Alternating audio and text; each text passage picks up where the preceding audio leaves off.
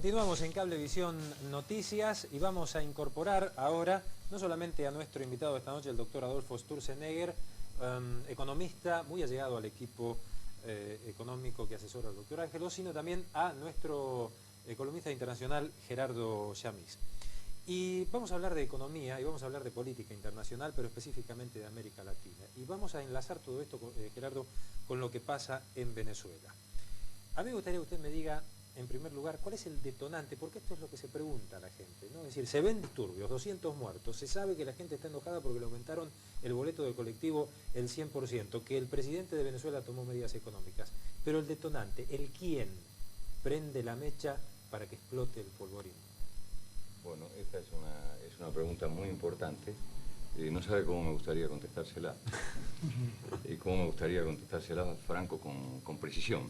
Pero quiero decirle de que todos los cables que llegaron hasta hoy a las 7 de la noche se hacían más o menos las mismas preguntas. O sea que entramos en el reino de la imaginación al poder, de la creación imaginativa. Es decir, el detonante es obviamente, vamos a entrar en el terreno de él, el terreno que es las medidas económicas.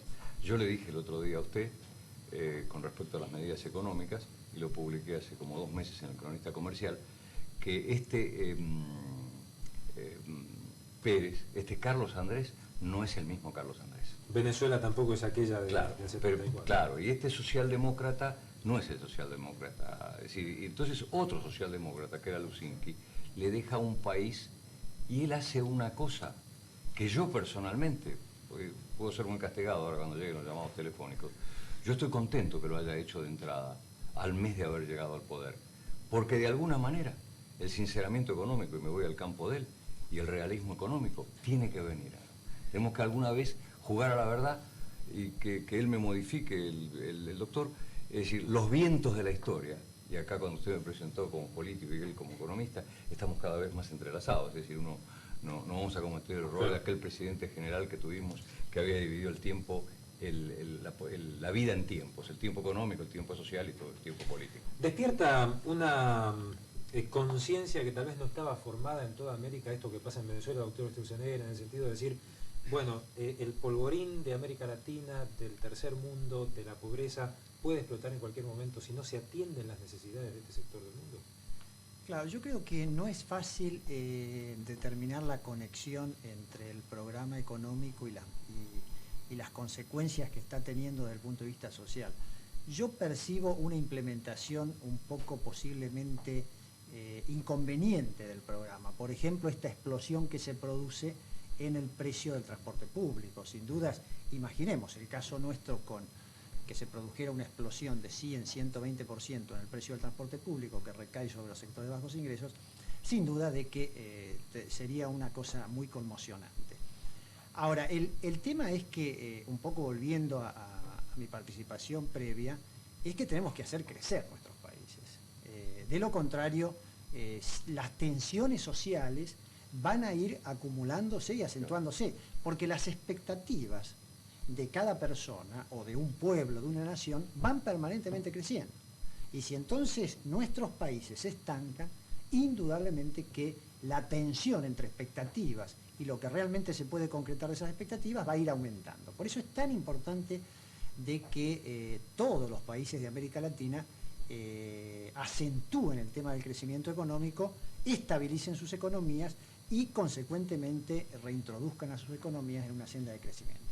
Sin duda el tema de la deuda es un tema importante y en alguna medida está pesando en la situación de Venezuela.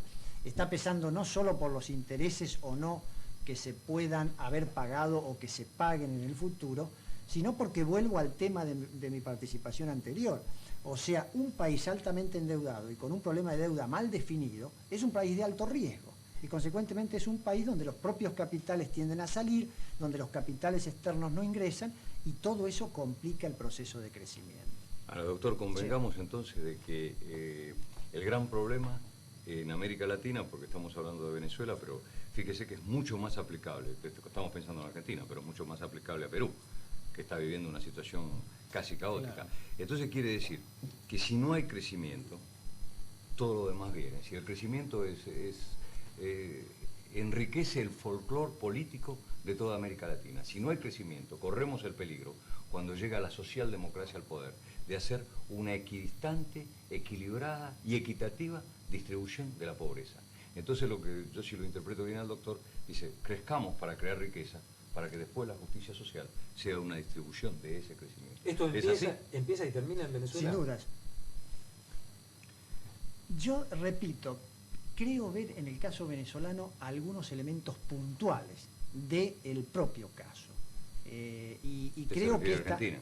No, del propio caso venezolano. Propio caso venezolano, claro. En ninguna medida yo creo que un programa de estabilización bien encarado tenga necesariamente que producir situaciones como estas, donde me parece que ha habido elementos de implementación u otros elementos de contexto que hacen que esa situación venezolana aparezca como una situación muy particular y muy relacionada con esa forma de instrumentar un nuevo programa económico.